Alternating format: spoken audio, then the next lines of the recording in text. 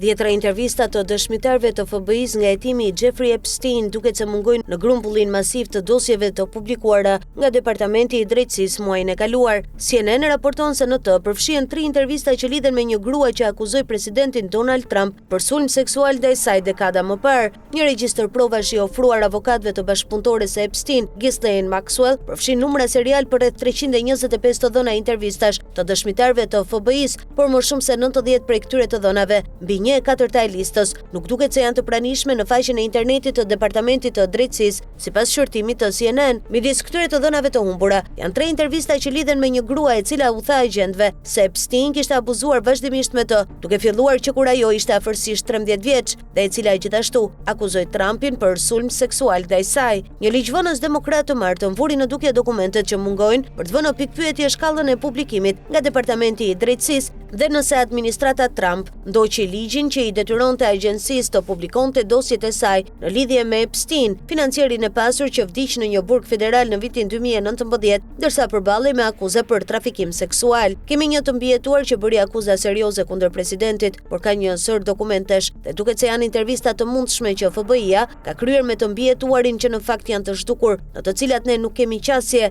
tha për CNN përfaqësuesi Robert Garcia, demokrati në Komitetin Mbikëqyrës të Dhomës së Përfaqësuesve. Trump ka mohuar vazhdimisht çdo shkelje në lidhje me Epstein. Në një deklaratë, Shtëpia e Bardhë quajti akuzat kundër Trump të rreme dhe sensacionale dhe ju referua një deklarate të mëparshme të Departamentit të Drejtësisë se disa nga dokumentet përmbajnë pretendime të pavërteta dhe sensacionale kundër presidentit Trump. Detajet rreth dokumenteve të humbura që lidhen me akuzuesin e Trump u raportuan më parë nga NPR dhe gazetari i pavarur Roger Sollenberger. Një zëdhënës i Departamentit të Drejtësisë mohoi se ndonjë dhënë Epstein ishte fshirë dhe theksoi se departamenti po ndiqte ligjin. Ne nuk kemi fshirë asgjë dhe siç e kemi thënë gjithmonë, të gjitha dokumentet që i përgjigjen kërkesës u prodhuan, tha zëdhënësi. Dokumentet që nuk përfshiheshin në publikim ishin ose kopje të privilegjuara ose pjesë e një hetimi federal në vazhdim, tha zëdhënësi. Është e mundur që disa nga dokumentet e përmendura në regjistrat e provave të Maxwell mund të jenë të pranishme diku tjetër në dosje, pa numrat serial të listuar në regjistra ose me këta numra serial të redaktuar. Shumë dokumente janë hequr duke shtuar përsëri